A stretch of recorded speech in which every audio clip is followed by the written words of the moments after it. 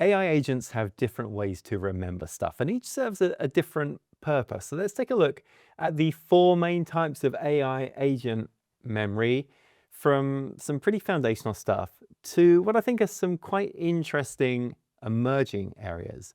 And I think it's really, first of all, worth considering how we do it. How does human memory actually work? Well, we can think of human memory as having, well, first of all, short-term memory.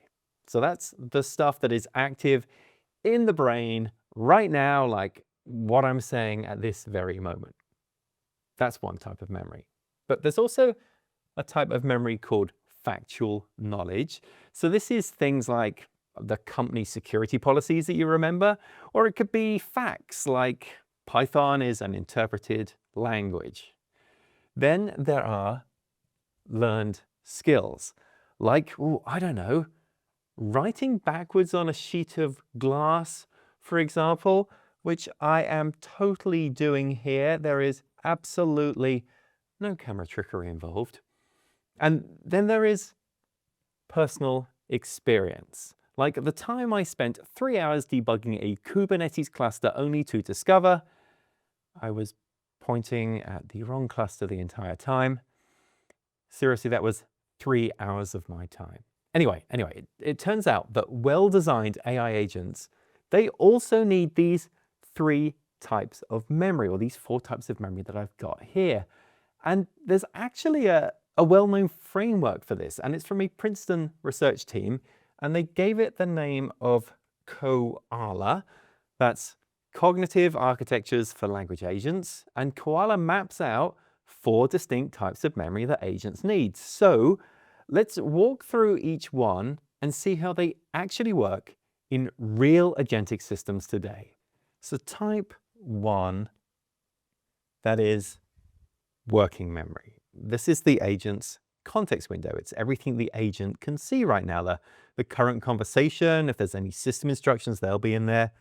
If there's any files or data that have been loaded into the prompt, that's where they'll be as well. So it's really kind of the scratch pad. And the analogy everybody uses for this is just like RAM, random access memory. It's fast and immediately accessible, but it's volatile. When the session ends, it's gone.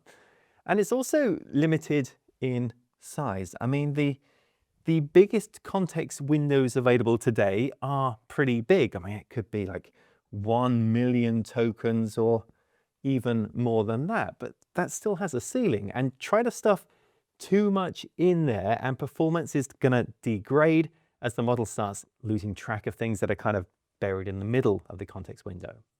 So every agent has working memory, but then so does every chatbot. It's just the context window. So the question is, what else do agentic systems need? Well, let me add to that list, number 2, semantic memory. And this is the agent's knowledge base. So semantic memory stores facts and rules and conventions, documentation. And in the academic literature, this often gets described in terms of things like vector databases or as knowledge graphs. And yeah, those are real implementations, but in a lot of production agentic systems today, semantic memory is something much simpler than that.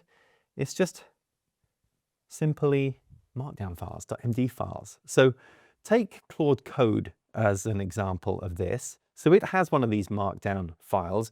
Its one is called claude.md, and that sits in the root of a project. And that file contains the project architecture, the coding conventions, the build commands, what frameworks to use, and also what not to do. And that file gets loaded into the context window at the start of every session. So semantic memory tells the agent what it needs to know in general. And without it, the agent is, well, it's kind of destined to make the same mistakes over and over again because it has no persistent knowledge to draw from. So working memory, semantic memory, what else is there? Well, number 3, that is procedural memory. Now, procedural memory is how the agent knows how to do things. And there's an open standard for this that's called agent skills. And it uses a file format called skill.md. Now, a skill is just a folder with a markdown file that describes the skill and what that skill does, and some step-by-step instructions for how to perform that skill. And it could be anything from creating a PowerPoint presentation to running a structured code review. Now, skills use something called progressive disclosure. So the agent doesn't load all of its skills into the context window, or I guess I should say into the working memory at once, because that could blow through the working memory budget if there are a lot of defined agent skills. So instead, the agent just sees a lightweight index, which is just the name and the description of each available skill. So maybe that's 100 tokens per skill. Then when a task comes in that matches one of these skill descriptions, the agent loads the full instructions. And if the skill references other stuff like other files or templates or scripts, well, those only get pulled in when the agent actually needs them during execution. So the agent advertises what skills it has, it loads the instructions in when they're needed, and then executes with the additional resources pulled in as they're needed as well. And all that is quite different from semantic memory, where the knowledge is always present in context. All right, number 4 is episodic memory. And episodic memory is the agent's record of what happened in past interactions and past decisions and what it learned from them. Now, a naive implementation of this is just to save every conversation transcript and then just search through them as you need to. And that technically counts as episodic memory, but often that's not very useful. So what production systems actually do is a bit more like distillation. So as the agent works across sessions, it kind of accumulates notes for itself, but it doesn't save everything. It decides what's worth remembering based on whether that information would actually be useful in a future conversation. So the result is distilled or compressed experience. So things like, last time we debugged the auth module, the issue was in the middleware layer. That's something that's a lot more useful to remember than just a full transcript of a 45-minute debugging session. And this is where memory starts to kind of genuinely look like learning, because the agent is going to get better over time.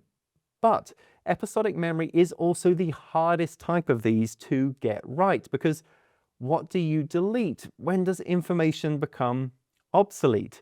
If a user changes jobs, do you keep the old project memories around? Or should we forget them? Well, humans are actually pretty good at forgetting. I do it all the time. And as frustrating as that can be, it can be quite useful. But for agents, forgetting is an engineering problem. So 4 types of memory: working, semantic, procedural, episodic. But not every agent necessarily needs all 4. Let me give you an example. So let's say we're building a simple reflex agent. So that's something like a thermostat, or just like a basic routing bot.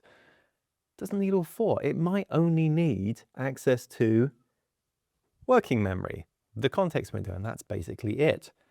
Now, if we take something a little bit more complicated, like a customer support agent, but one that's still fairly simple and narrow, like an agent that resets passwords, for example, well, that will still have access to the working memory, of course, but it probably also needs access to procedural memory as well, because it needs to recall the password reset skill, but that might be it.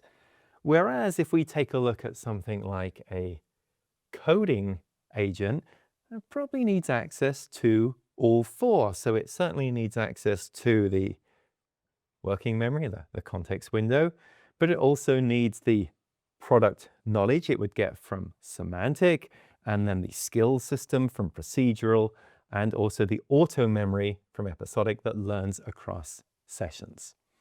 So memory is really what separates a chatbot from an agent, because a chatbot gives a response, but an agent can give a response shaped by persistent knowledge and accumulated experience. It remembers the project, it remembers preferences, and a good memory architecture also remembers the mistakes, so we're not destined to repeat them, which honestly would have been wonderful if an agent had told me about that Kubernetes cluster before hour 3.